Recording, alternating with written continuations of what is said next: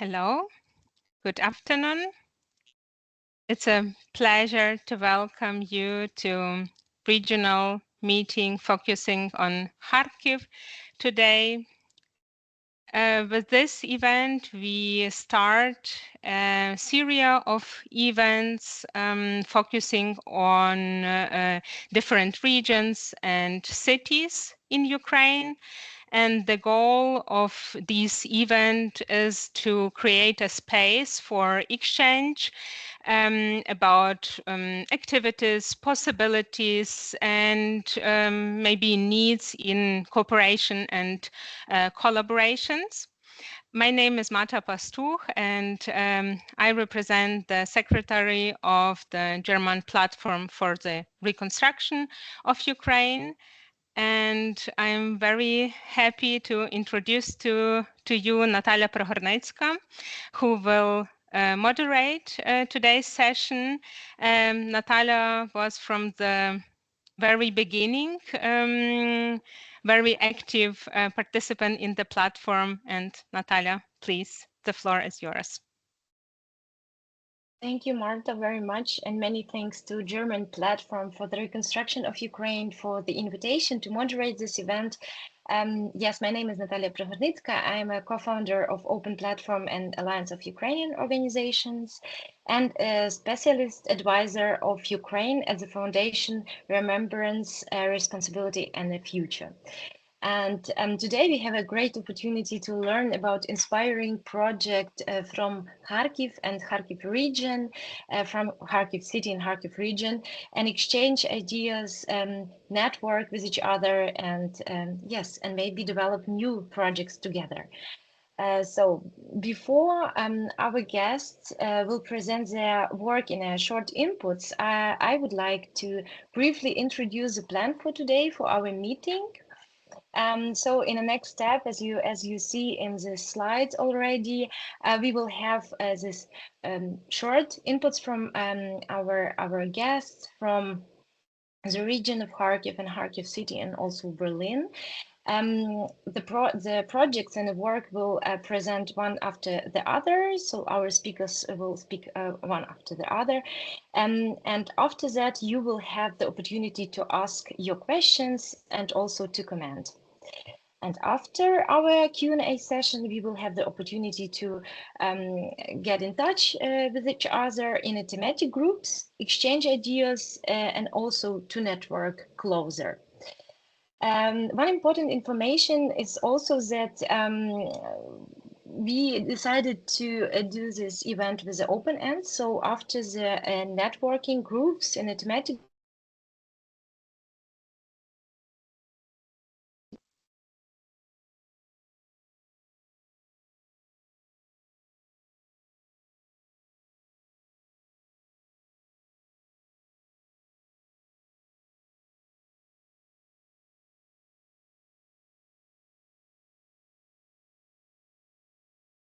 feel free that you have no pressure, time pressure. And before we start with the inputs, I would like also to invite you to share your contacts if you want in a chat, so you can get in touch immediately. Yes. And now I would like to introduce my first speaker, Olha Pischel. Is the founder and chairwoman of the NGO Kultura e.V. and member of the board of Twin Town Association Steglitz-Zehlendorf, district of Berlin that has a partnership with Kharkiv city. And also Olha works more than 10 years in a project or is leading the project Jugend debattiert, where young people get to know the debate of political participation in a praxis. And also 2023, Olha was honored with a district medal, the Turks Medaille, for her work in a Twin Town Association, Steglitz-Zehlendorf. Olha, you are warmly invited to present your work. Thank you so much, dear Natalia. Thank you for opportunity to be here today. I'm presenting the work of Twin Town Association Steglitz-Zehlendorf, where I am the member of the board responsible for the partnership with Kharkiv, as you say, and Kultura e.V., which I lead. I want to add that I travel to Kharkiv several times a year to visit the projects we are running there. And since the beginning of war, Kharkiv has become known as a frontline city. The city has withstood the military attack, despite the constant bombing and destruction, has not been occupied and stands like a fortress. This is possible, among other, thanks to a strong civil society. This is why our town twinning association, Steglitz-Zehlendorf, has remained committed to support the efforts of civil society. The town twinning with Kharkiv has existed in Steglitz-Zehlendorf district for 35 years. But since the beginning of the war, solidarity, interest, and willingness to help have grown enormously. Very important for us are joint initiatives of the association, the district parliament, and local institutions. One of the most important activities for visibility and solidarity is the nomination of the Kharkiv Park in the district of Steglitz-Zehlendorf. This is a place where we organize concerts and events, where the Ukrainian community and residents meet, where we hold the solidarity and memorial events. Our experience has shown us support is best and most effective at the horizontal level, only on a needs basis and only in collaboration with local partner organizations. Two outstanding partner organizations that we financially support are Pekelna Kuchnia, Health Kitchen, and the Foundation Kharkiv With You. Their activities with our help include the provision of food in hospitals, psychological help for hospitals, and the provision of prostheses. Kharkiv was and remains the city of future with its universities, schools, and innovative startups. This is why it's extremely important for us to support the work of Karazin University.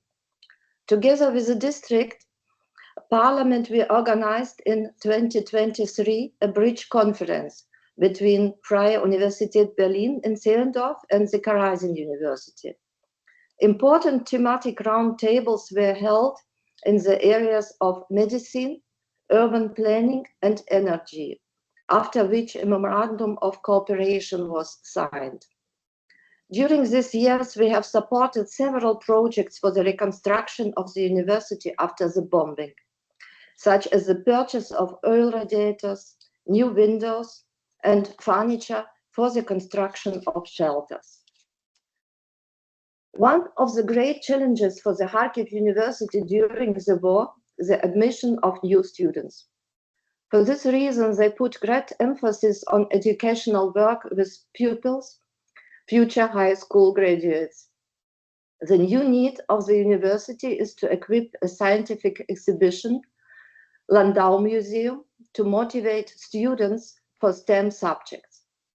To this end, we are currently looking for exhibits that are suitable to demonstrating technical skills and can be used interactively. Maybe someone here has an idea how to help in this situation. And now we really need a help for rebuilding of one of the most outstanding civilian enterprises, which worked with disabled people since over 20 years. Production of various nuts, seeds, and dried fruits. This enterprise was destroyed after attacks in June in this year. And last but not least, Kharkiv is a city with a significant cultural, historical, and architectural heritage. It seems to me that the history and its significance for the city has been perceived with a completely different sensitivity at this time, not only in Kharkiv, but as well in Ukraine and in Europe. With Kultura e.V. and our partners in Kharkiv, we are working to make the cultural heritage of modernism and the avant-garde visible, to honor it and to secure its place in the European cultural horizon. To this end, we have invited experts from Kharkiv, for example, to a panel discussion at Café Kiev this year. And our most important project is currently underway, the exhibition Modernism in Kharkiv in the Держпром building in collaboration with the Yermilov Center. The exhibition Modernism in Kharkiv was conceived by an international group of architects and already been shown in Berlin and Krakow and was presented in professional journals.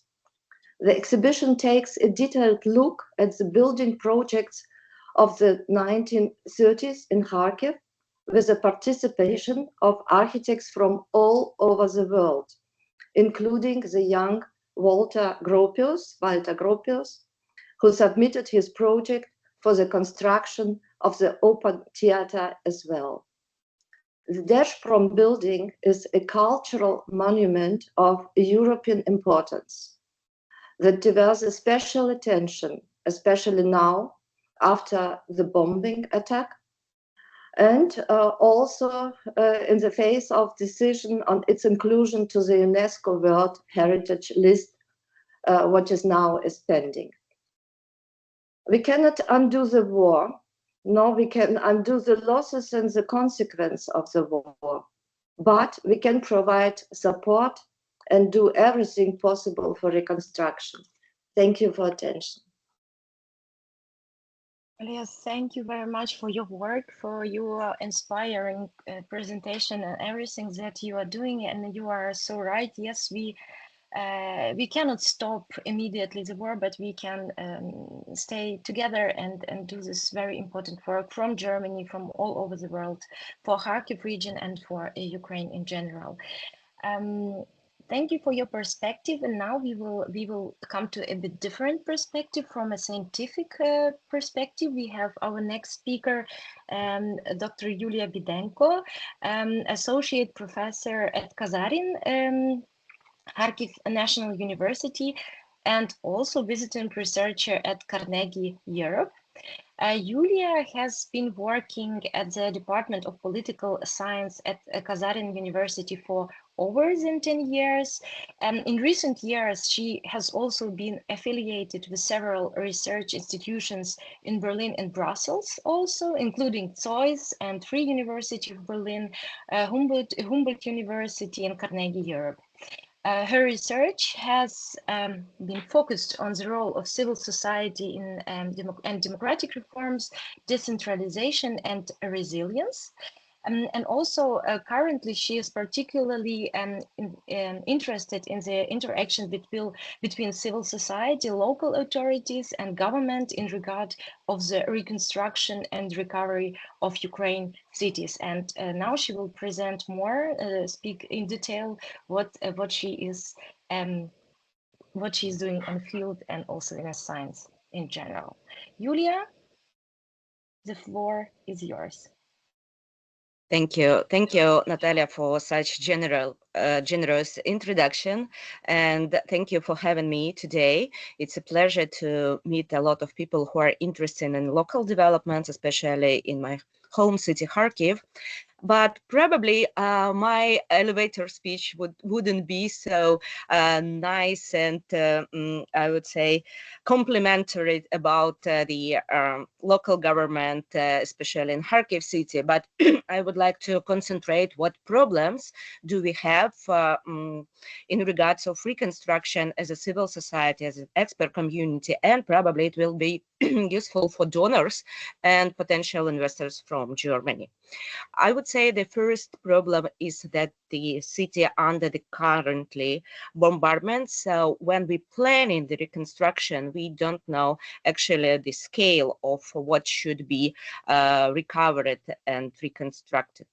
The second option is the second option to think about is actually that contrary to the very widespread stereotype that, let's say, cities on the east of Ukraine are under destruction, under the bombardment, but in the western part of Ukraine, they have a lot of IDPs, internally displaced people, and local refugees. It's not actually correct, because Kharkiv is in the top 3 communities in Ukraine, which is hosting like thousands and hundreds of thousands of refugees. And it's also challenging for the city, because most of these refugees came from Donbas region and Kharkiv region.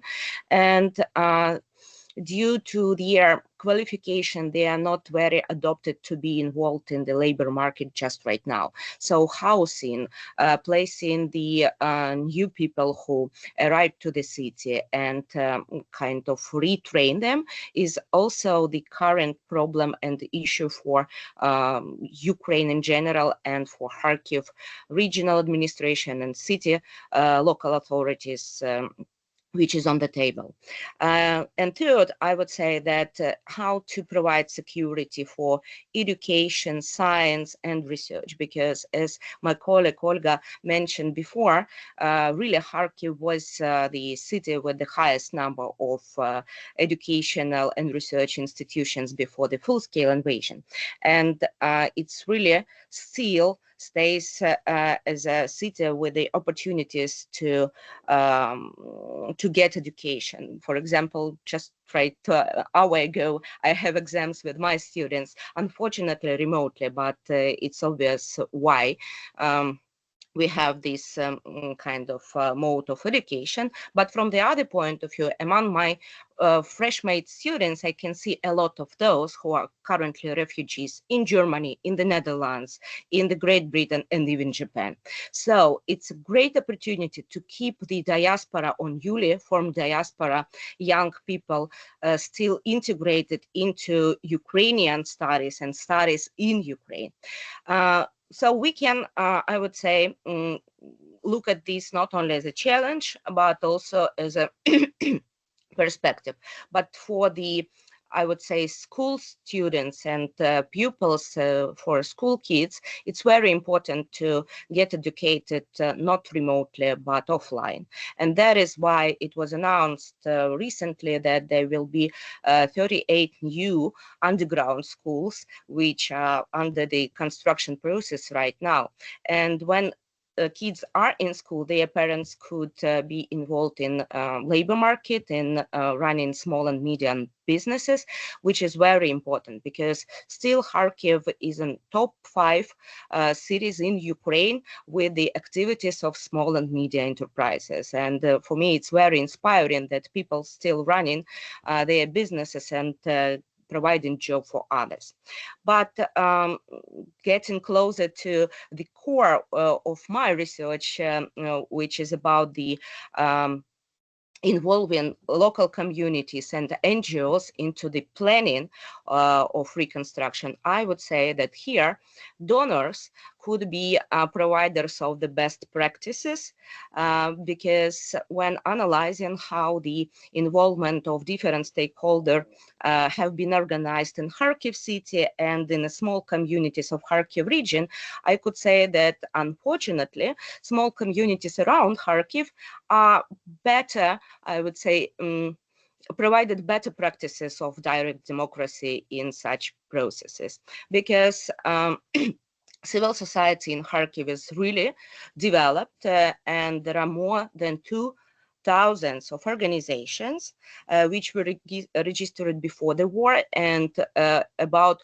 400 new initiatives, mostly volunteering in providing humanitarian aid for locals or organizing the work with the donors have been kind of registered after the full-scale invasion, but those who sacrificed their time, their resources to maintain, I would say, some normal life in the city, they haven't been involved in discussions, processes when we are mentioning the program of comprehensive recovery for Kharkiv city.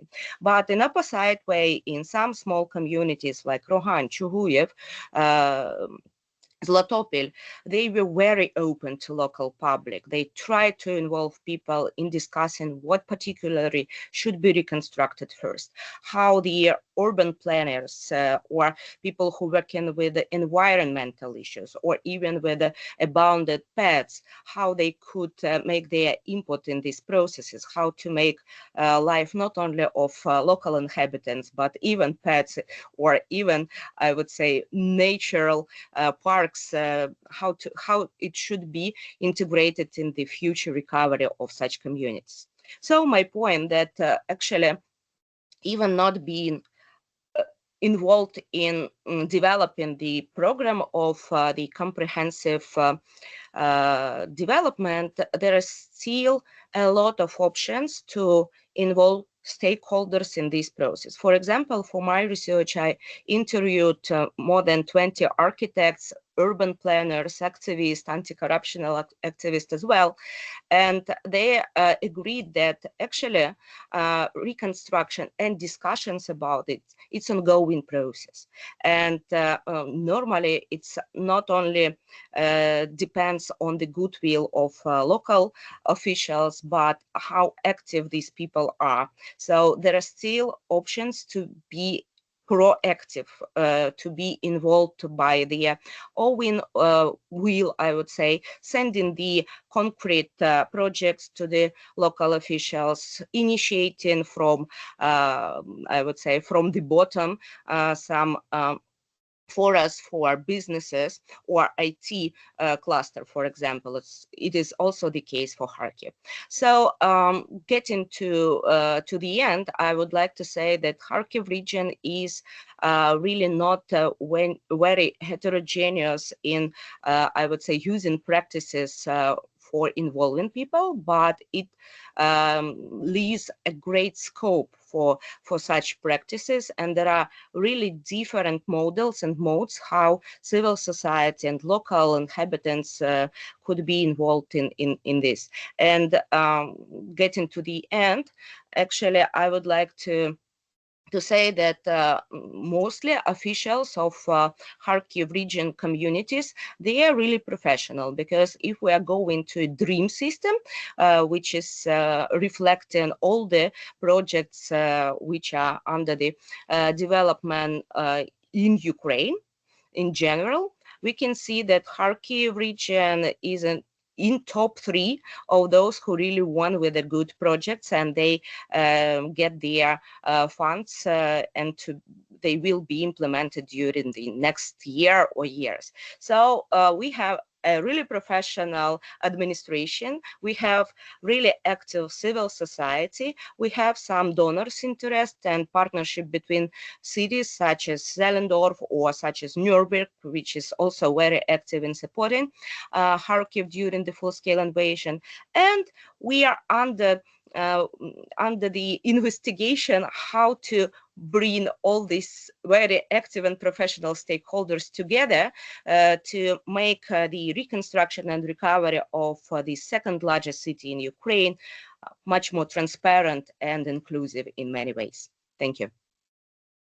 Thank you very much for sharing your research findings, and also underlining that all recovery is local, and this collaboration between civil society and administration, it's very important to be successful in this process. I would like now to invite Yevhen Lukyanenko from Kharkiv Regional Development Agency for her input. Very short to the organization. So Kharkiv Regional Development Organization, as an organization focused on enhancing the capacity of communities with the Kharkiv region, particularly in the area like grant management and international partnerships. Yevhen will have also a translation. So Yevhen, you are very welcome to present your work. Okay, thank you. Dear colleagues, first of all, I would like to thank the German government for the support you provide to the Kharkiv region and Ukraine in general. I also silently thank the organizers for the innovation and the change to take the part in this conference. So, a few words about us.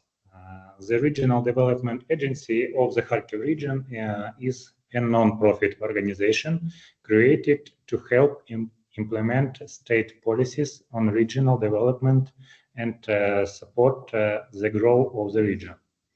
Our agency acts as a communication platform that connects local authorities, international partners, civil society and business. This helps us to apply regional development tools in an effective way. We are still a young organization, but my colleagues and I have experience in preparing, managing, and reporting on international projects funded by partners such as UNOPS, WFP, GERO, and another. We have started our work by talking to local communities. We found out that most of them don't have staff who know how to write and manage projects. That's why now we are helping communities and local businesses apply for grants. We also plan to launch training programs to help communities create their own project teams. In just 5 months, we have prepared 18 grants application for a total amount of 840,000 euros. This includes projects like repairing and bomb shelter at school, renovation and equipment, a hub for veterans, support small local initiative in communities, and another. As of early 2025, more than 80,000 civilian and industrial facilities have been damaged or destroyed in Kharkiv region.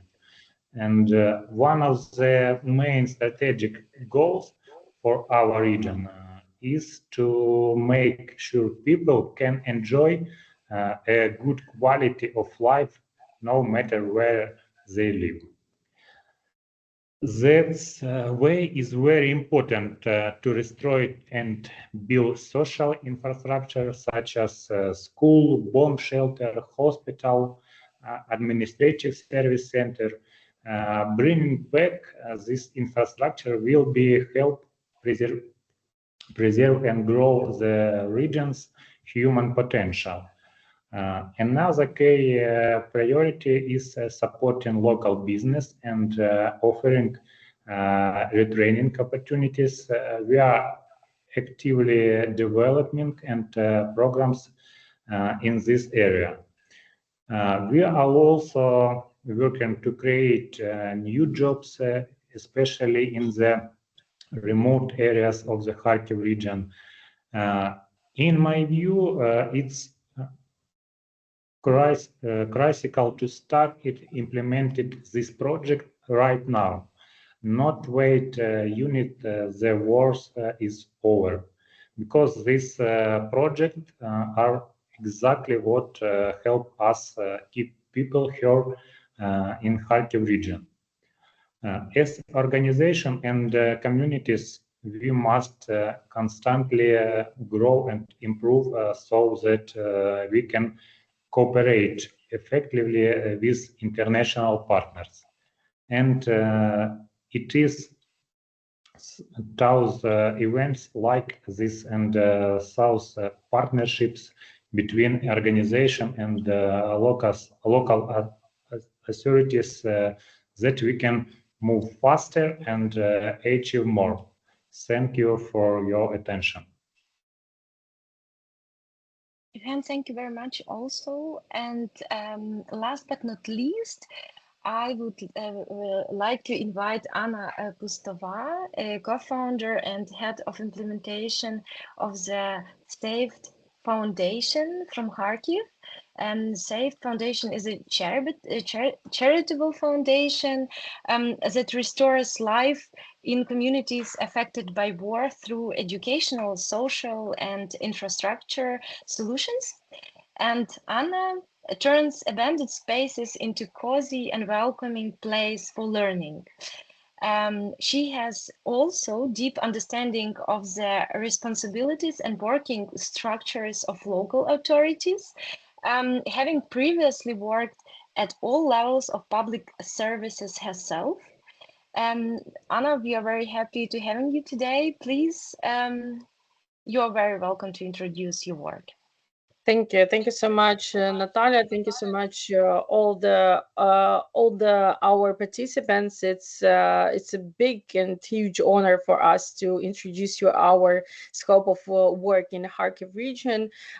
First of all, I want to tell that SAVED is a charitable foundation, as Natalia mentioned, which work with the communities affected by the war, and we started our work in 2022 with a mission to restore access to education in communities and to find some solutions that will fit in this situation and will really help to access to education, to access to social life in those communities. And we started to work in Kharkiv region in 2023 after the occupying the big amount of communities in this region, and we started doing some of our projects to establish our educational spaces. We call it EduHaves.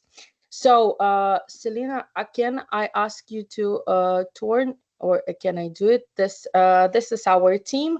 As you see, and as Natalia mentioned, we're working to restore life in the communities affected by the war through social, educational, and infrastructure solutions. If we're coming to our solutions, it will be the next slide. This is the scope of let's say products that SAVED can produce and can establish in the different communities.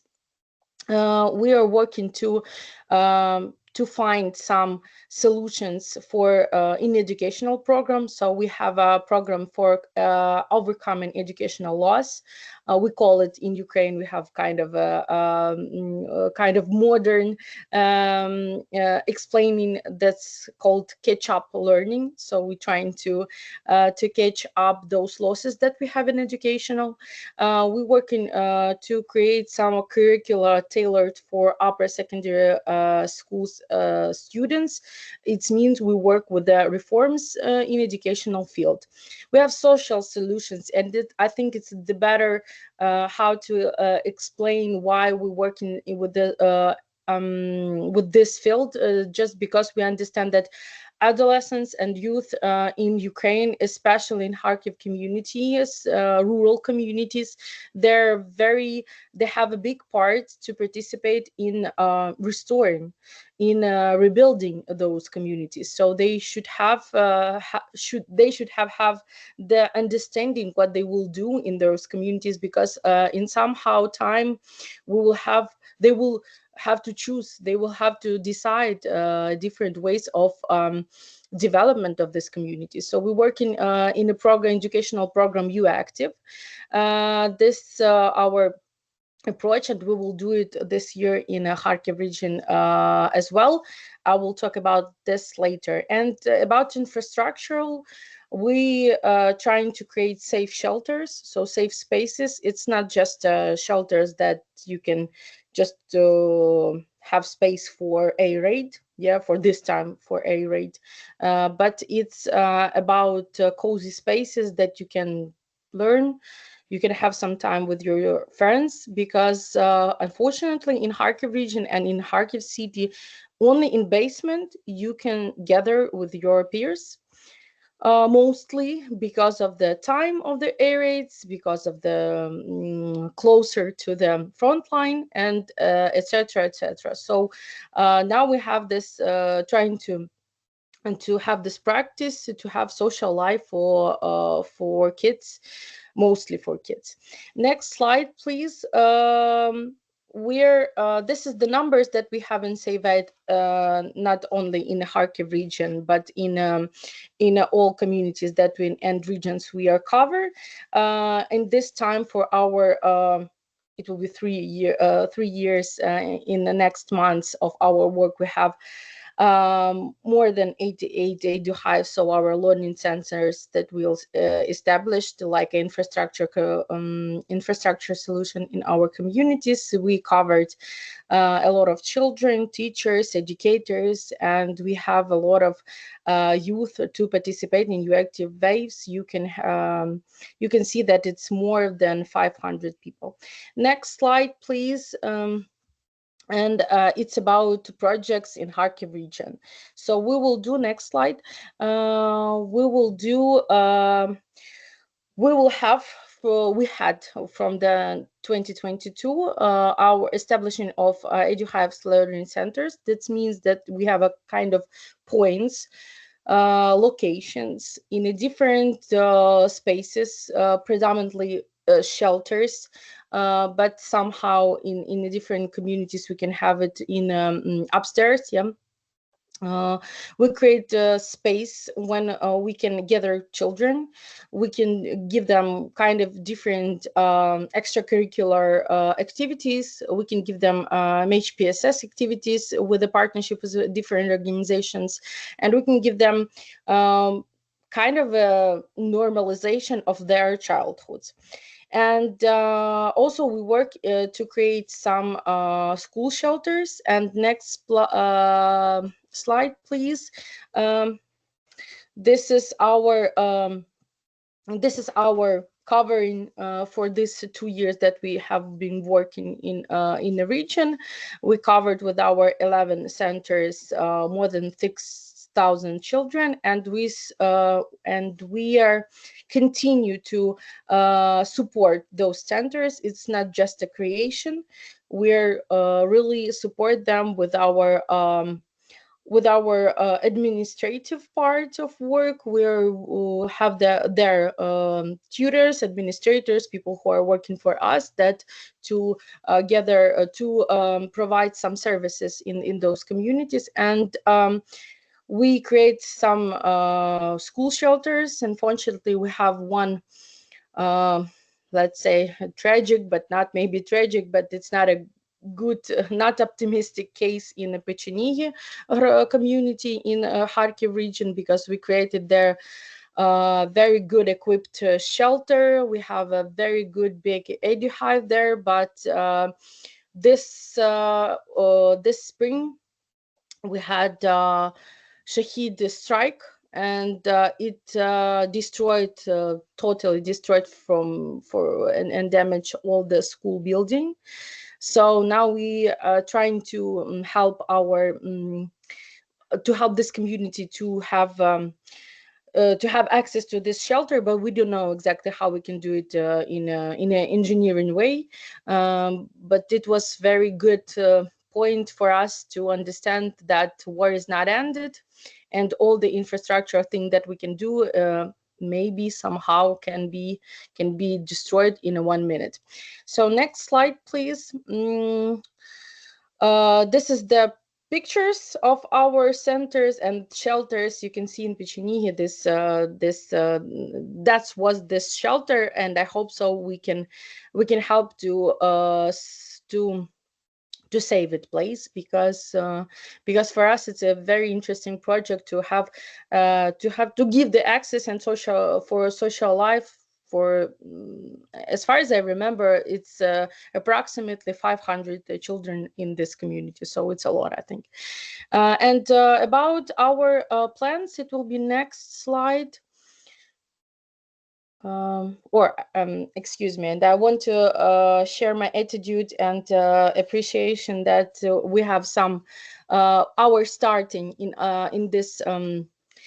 this region, in Kharkiv region, was because of the support of program You Lead with Europe, with money from FPI, but through GIZ, and it's for us, it's very, very warmly thing that we have those cooperations, those partnerships. We created 11 centers in 9 communities, and we did a very I think it's very important things to have some analysis, to have some service to explain what is the condition of education in Ukraine and the condition of social life. So we created the survey and study about war and education, about how this affected on our education and how we can do, and which ways of creation we can do in this field to restore the access to education. And next slide, we have also cooperation with Kindernothilfe.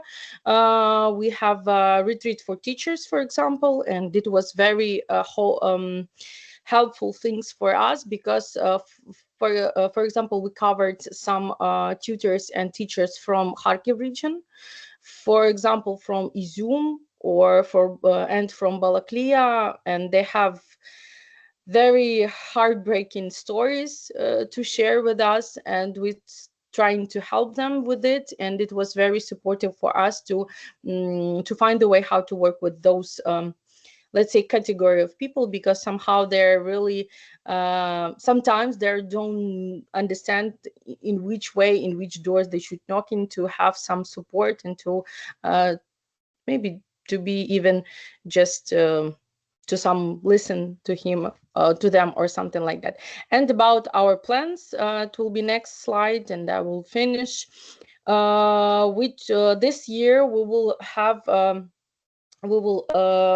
share our let's say impact in this region. We will open 13 more EduHives learning centers. We will establish 2 more shelters, and we will start this first wave of YouActive program with youth, with adolescents, to cover this region, to start to cover this region.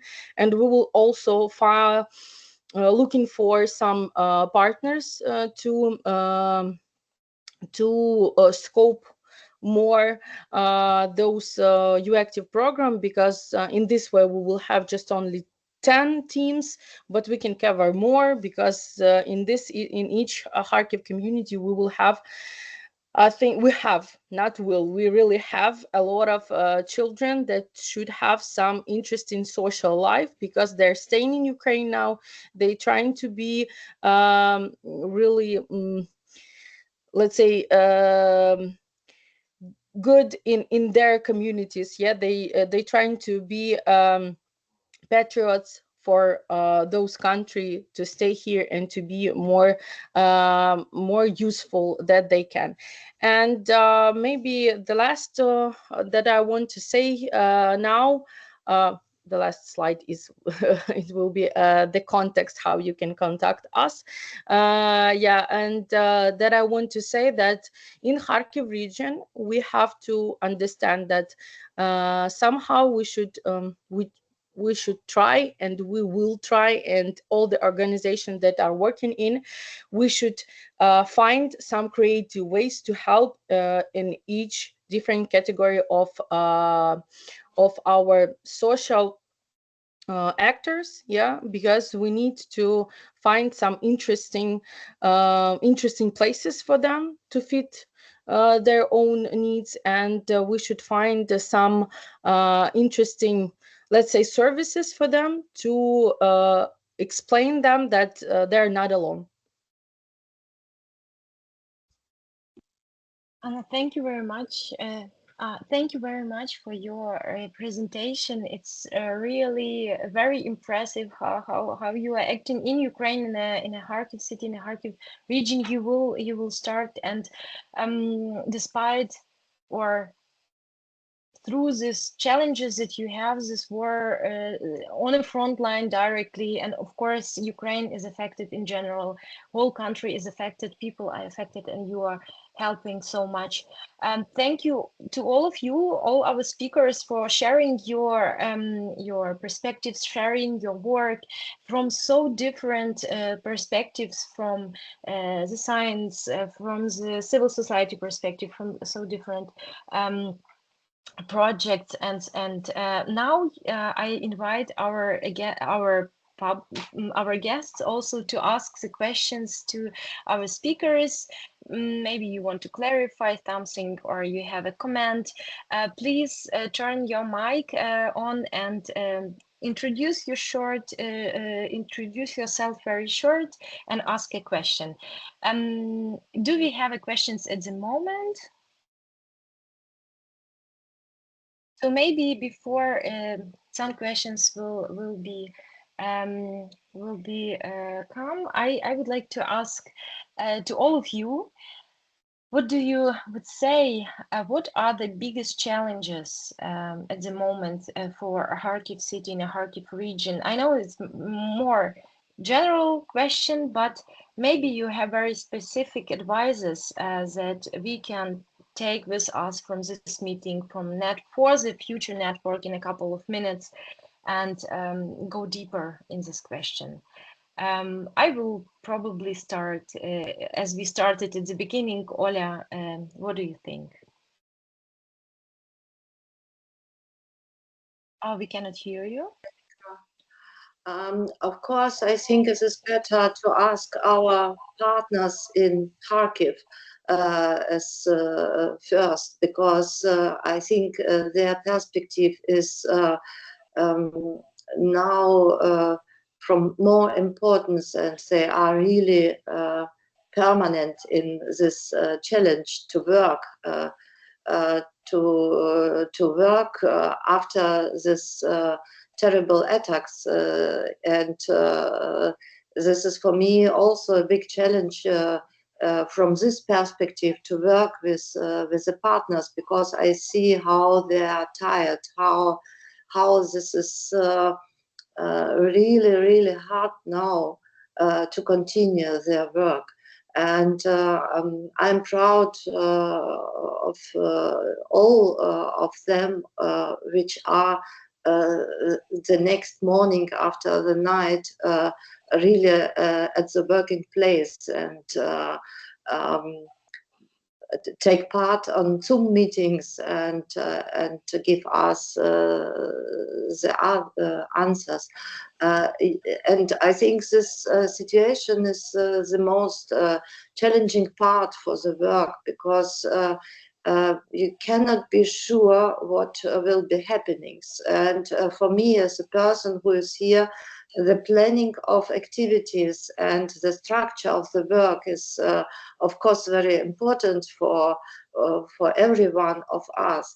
And here, this is really other situation where they work and how they do this. So, thank you. Thank you.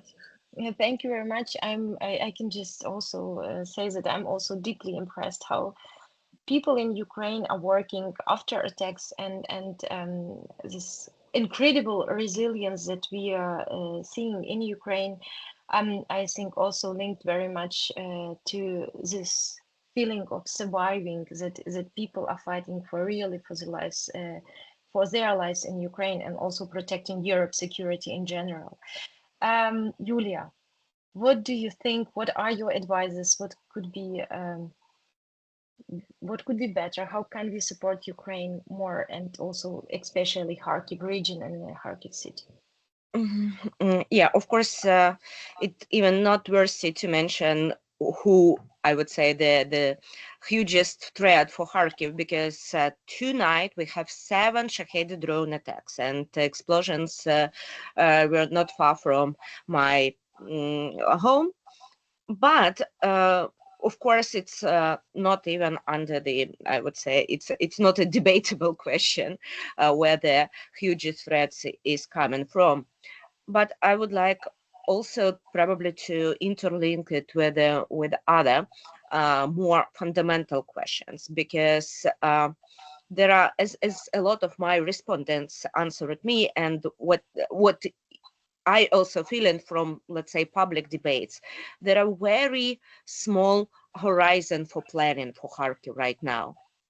So due to this constant threat, even if it will be some ceasefire, Kharkiv, unfortunately, will be again one of the first places to be attacked again by Russia.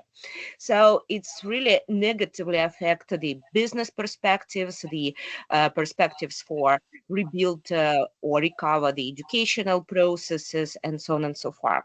And what I would like to underline here, that actually it's very few new strategic visions from the local authorities. Because if you will read the program for complex and comprehensive recovery for Kharkiv, it's still the formula which our mayor currently uses. We will rebuild everything in the way it was before the full-scale invasion. So it's very inspiring, optimistic, and promising, but there are very few, I would say, multilateral discussions about the future of the city. And they are highly needed, because we need to rethink our role in post-war Ukraine, I would say. Obviously, it couldn't be the center for international education anymore, because foreign students will prefer other cities, even in Ukraine. Also, it could be the center for the military industries, high tech, of course. And that is why, if we agree about kind of new perspectives for Kharkiv development as a large city in Ukraine, we need to make all together, as authorities, as civil society, as expert community, some moves.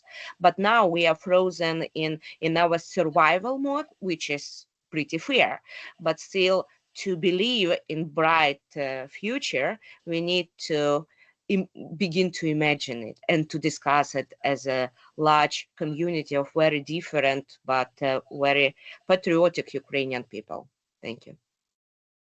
Thank you, Julia. And Yevhen, your ideas how to empower, how to help, how to be a part of reconstruction and recovery of Ukraine for foreign partners.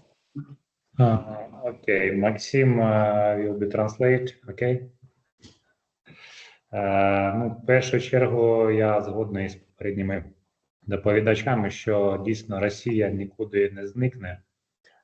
First of all, I completely agree with the previous speakers that Russia, unfortunately, will not disappear. І нам треба до цього пристосовуватися, а саме, як то кажуть, уходити під землю. Це і підземні лікарні, підземні школи, підземні цивільні будівлі, в тому числі і підземні виробничі приміщення.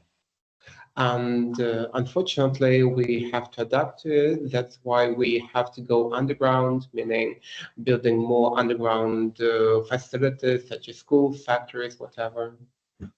А також хотів би сказати, що на сьогоднішній день не менш пріоритетним у відновленні Харківського регіону є програми щодо розвитку бізнесу, малого, середнього, як того бізнесу, який залишився, також розробка якихось програм, заходів, щоб частину бізнесу, який виїхав, повернути в регіон, і також програм, які б стимулювали щодо відкриття нового бізнесу.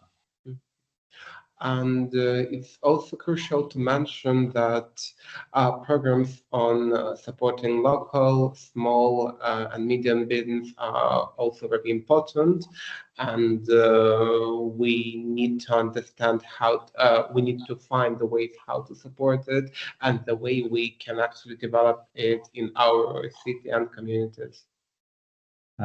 Також, якщо казати про бізнес, то сьогодні мав таку можливість бути присутнім на форумі від Центру зайнятості, де були представлені бізнеси, і багато питань виникає щодо програм підтримки постраждалого бізнесу. Тобто, коли зруйновані будівлі, коли зруйновані виробничі приміщення. І, на жаль, сьогодні таких програм, можна сказати, їх немає в регіоні.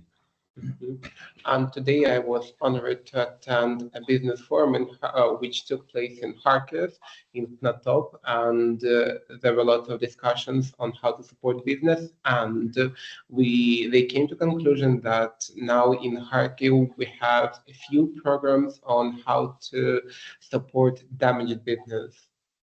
Тому, на мою думку, цим двом напрямкам потрібно зараз приділяти досить багато уваги і знаходити шляхи спільної реалізації подібних програм. So, in my opinion, these two programs have to be prioritized in Kharkiv region. Like, just to refresh it, the first is going underground, and the second is supporting business.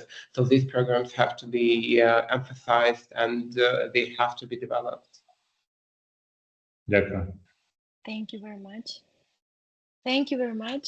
And Anna, what is your ideas how to do reconstruction and recovery more sustainable, and where do you see rooms for cooperation and sustainable reconstruction? Well, thank you so much, Natalia, for this question. I think in our perspective that Yevhen mentioned, we're just can talk about something underground things. If we're talking about this something physical, something infrastructural, something that we should have to work with in this circumstances that we live in. Because we don't know exactly how we can finish it or when we can finish it, or really, I don't think so that Russia will disappear at all. So this is our life, and I think if we're talking about some areas, and we're talking about something that we can focus in, for me, of course, I will talk about our expertise. It's of course it's about learning, about educational stuff, and about something that we can talk and we can, let's say, develop even in this situation. Because if we're talking about different levels of education, for example, kindergartens, the preschool education, this is the crucial need in Ukraine or in Kharkiv region or in communities of Kharkiv region and the city of Kharkiv, to have the shelters and to have those spaces even for a couple hours for mothers to have this opportunity to go to work, to go to market, to go to, I don't know, any activities, maybe just without kid. I will be honest, because somehow they have to relieve, and they have to have their own time for it. In Ukraine now, 45% of kindergartens, we don't have any shelter for them. And somehow we don't have even a basement to prepare for shelter. So it's a crucial amount of resources, of money, to have this opportunity to open this kindergartens. So if we're talking about our focus, I think this is the goal number one. And then this is the comprehensive work with something infrastructural and something soft component. It can be MHPSS, it can be use program, it can be let's say catch-up learning or just social learning, social clubs, talking about how we can just help together, yeah, just gather together, let's say, because we have to have these places to have that we're not alone, and to understand that even if Kharkiv region is heavily shelled, yeah, and heavily boomed somehow, as Yulia mentioned about Shahid strike, yeah, but there still a lot of people, a lot of children, huge. I don't know, this the level of patriotism of these people, I don't know, in even in each city of Ukraine you cannot find those guys like Kharkiv. They really love their city, they really want to be resilient, and they want to survive in their city. So we can understand that we should have to give them some interesting social services to keep this way of life. Thank you. Thank you to all of you. And now I would like to invite all of us, speakers and guests, and everyone in this room to go to the smaller rooms. We have a thematic rooms where we can discuss different topics. You can choose it freely. What group do you want to attend? And we will speak about housing and reconstruction, housing construction. So in a topic of reconstruction, infrastructure, inclusion, building of shelters, especially for schools, healthcare, financing, municipal cooperation, and culture. So Marta, probably now we will see the rooms where we can we can choose and join. Mm-hmm. Thank you so much also from my side for these inspiring speeches to all our speakers. Maybe before we go to thematic rooms, I would like to draw your attention to our two upcoming events. Just second, yes. Thank you, Selina, for sharing. On Monday, we will have a meeting regarding reconstruction and also demolish building materials. We also had in platform 2 events regarding this topic, and this time our partners PwC and Ostausschuss will organize this event. And on the 17th of July will also be an debriefing to URC, which in this year will be held in Rome. And if you don't have an opportunity to go there, you can also join this event and to ask some question or also to receive overall information.